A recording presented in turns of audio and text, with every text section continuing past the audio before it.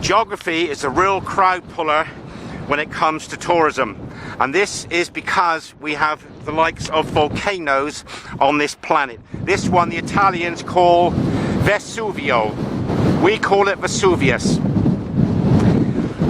Italy has got 2 volcanoes that have made world news.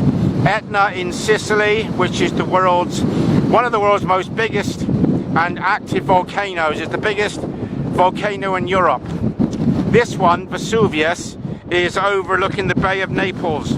It's been a slumbering menace ever since its notorious eruption in AD 79.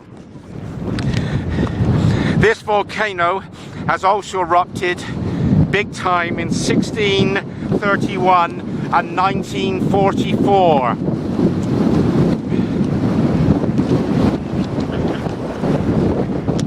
It's a special day to come back here. I was here in August 1978 without a good camera, and it's a true delight to be back here